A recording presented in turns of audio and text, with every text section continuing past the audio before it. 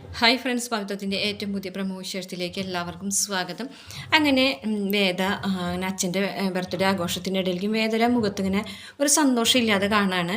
അപ്പോൾ വർഷ ചോദിക്കുന്നുണ്ട്, എന്താണ് വേദ അച്ഛന് ഗിഫ്റ്റ് ഒന്നും കൊടുക്കാനില്ലാത്തതുകൊണ്ടാണോ ഒന്നും ചോദിക്കണേ. അപ്പോൾ അച്ഛനിങ്ങനെ ചെന്ന് ചോദിക്കുന്നുണ്ട്, എന്താ മോൾ എനിക്ക് ഗിഫ്റ്റ് തന്നില്ലെങ്കിലൊന്നും കുഴപ്പമൊന്നുമില്ല എന്നൊക്കെ പറയുകയാണേ. മോൾ അതേക്കുറിച്ച് ആലോചിച്ച് വിഷമിക്കേണ്ട എന്നൊക്കെ പറയുമ്പോൾ അച്ഛനോട് പറയാം, അച്ഛാ അതുകൊണ്ടല്ല, എനിക്ക് അച്ഛനോട് വേറൊരു കാര്യം പറയാനുണ്ടെന്ന് പറയുമ്പോൾ എന്താ മോളെന്ന് ചോദിക്കുമ്പോൾ അച്ഛൻ ഉദ്ദേശിക്കുന്നത് പോലെ ഞാൻ വിക്രത്തിൻ്റെ കുടുംബത്തെ ഉപേക്ഷിച്ചിട്ടൊന്നല്ല വന്നിരിക്കുന്നതെന്ന് പറയാം കേട്ടോ. അത് കേൾക്കുമ്പോൾ എല്ലാവരും ഒന്ന് ഞെട്ടാണേ. അപ്പോൾ അച്ഛൻ ചോദിക്കുന്നുണ്ട്, എന്താ മോളെ നീ പറയുന്നതെന്ന് ചോദിക്കുമ്പോൾ പറയുന്നുണ്ട്, ഇല്ല അച്ഛാ, വിക്രം എന്നെ വിളിക്കാൻ വരും, വിക്രം എന്നെ ഭാര്യയായിട്ട് സ്വീകരിച്ചിട്ട് വിളിക്കാൻ വരും, അപ്പം ഞാൻ പോകുമെന്ന് പറയാൻ കേട്ടോ. അപ്പം അച്ഛൻ ആകെ അട്ടി കിട്ടിയ പോലെ ആവുകയാണേ. അപ്പോൾ അച്ഛനാണെന്നെ ആകെ ടെൻഷൻ അടിക്കുക വിഷമിക്കുകയൊക്കെ ചെയ്യണേ. ഈ സമയത്ത് അവിടേക്ക് ദർശൻ വരുന്നുണ്ട്. ദർശൻ വരുമ്പോൾ ദർശൻ ഭയങ്കര സന്തോഷമായിട്ടാണ് വരുന്നത്. വർഷം വിളിച്ചറിയിച്ചിട്ടുണ്ടായിരുന്നു ദർശനെ വേദ അവരൊക്കെ ഉപേക്ഷിച്ച് തിരികെ വന്നു എന്നുള്ള കാര്യം.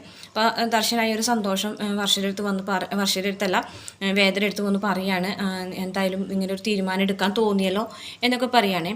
അപ്പോൾ വേദ പറയുന്നുണ്ട്, ദർശൻ ഉദ്ദേശിക്കുന്ന രീതിയിലല്ല ഞാൻ വന്നിരിക്കുന്നത്, വിക്രത്തിനെയോ അല്ലെങ്കിൽ വിക്രത്തിൻ്റെ കുടുംബത്തെ ഉപേക്ഷിച്ചിട്ടൊന്നുമല്ല ഞാൻ വന്നിരിക്കുന്നത്. ഞാനിവിടെ നിന്ന് എങ്ങനെയാണോ പോയത്, വിക്രത്തിൻ്റെ ഭാര്യയായിട്ടാണ് ഞാനിവിടുന്ന് പോയത്, വിക്രത്തിൻ്റെ ഭാര്യയാണ് ഇപ്പോഴും ഞാൻ. വിക്രം വന്ന് വിളിച്ചാൽ ഞാൻ ഉടനെ തന്നെ പോകും എന്നൊക്കെ പറയാനേ. ഇതേ സമയം വിക്രമാണെന്നുണ്ടെങ്കിൽ ആകെ ടെൻഷൻ അടിച്ച് നടക്കുകയാണ്. കാരണം ആ ഒരു ഡോക്യുമെൻറ്റ്സ് കാണുന്നില്ല. അപ്പോൾ ഡോക്യുമെൻറ്റ്സ് കാണുന്നില്ല എന്ന് മാത്രമല്ല, വേദന ആ ഒരു ഫംഗ്ഷന് കൊണ്ടുപോകണം വേണമല്ലോ. അപ്പോൾ ആ ഒരു ടെൻഷനുണ്ട്.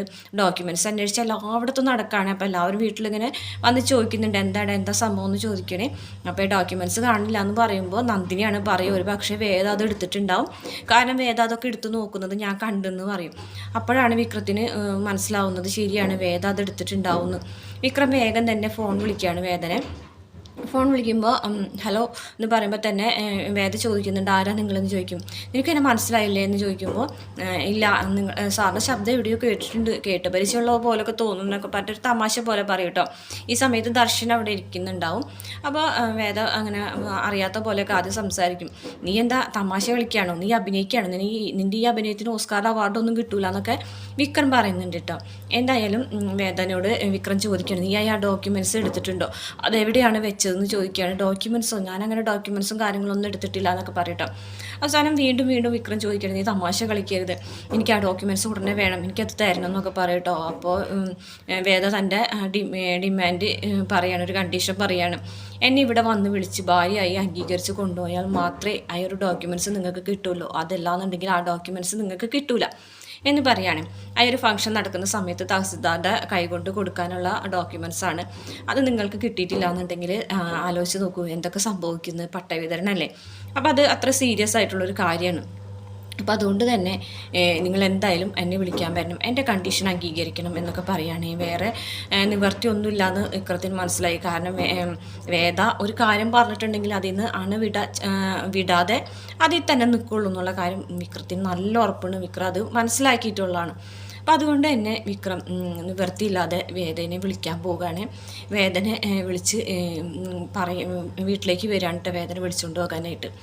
അങ്ങനെ വേദ വിക്രത്തിൻ്റെ കൂടെ പോവുകയാണ്. ആ ഒരു ഫംഗ്ഷൻ്റെ ആ ഒരു സമയത്താണ് വേദനെ അങ്ങനെ വിക്രം വേദന വിളിച്ചുകൊണ്ട് വരുമ്പോൾ ശ്രീജയ്ക്കും അമ്മയ്ക്കൊക്കെ ഒരുപാട് സന്തോഷമാവാണ് കേട്ടോ. അങ്ങനെ ആ ഒരു ചടങ്ങിൽ വെച്ചിട്ട് ആ ഒരു ഡോക്യുമെൻറ്റ്സ് വിക്രത്തിന് വേദ കൊടുക്കുകയും പകരം വേദ പറഞ്ഞ പ്രകാരം വിക്രം ഭാര്യയായി അംഗീകരിക്കുകയാണ്. ആ ഒരു ഫംഗ്ഷനിൽ വെച്ച് തന്നെ വേദന മാല ഇടുകയാണ് കേട്ടോ. രണ്ടുപേരും പരസ്പരം അങ്ങോട്ടും ഇങ്ങോട്ടും മാല ഇടുന്നുണ്ട്. അതോടുകൂടിയിട്ട് നാട്ടുകാരറിയെ നമ്മുടെ വേദന കഴുത്തിൽ വിക്രം ഒരു മാല ഇടുമ്പോൾ എല്ലാവരും അംഗീകരിക്കുന്ന രീതിയിൽ വിക്രം ഭാര്യയായിട്ട് അംഗീകരിച്ച് വീട്ടിലേക്ക് തിരികെ കൊണ്ടുപോകാണ്. അപ്പോൾ സർവ്വാധികാരമുള്ളൊരു ഭാര്യയായിട്ട് തിരികെ വീട്ടിലേക്ക് എത്താണ് കേട്ടോ വേദ. അപ്പോൾ ഇത്രയാണ് ഇനി ഇന്നാളത്തെ എപ്പിസോഡിലെ വിശേഷങ്ങൾ. വീഡിയോ ഇഷ്ടപ്പെട്ട മറക്കാതെ ചാനൽ സബ്സ്ക്രൈബ് ചെയ്ത് സപ്പോർട്ട് ചെയ്യണം കേട്ടോ.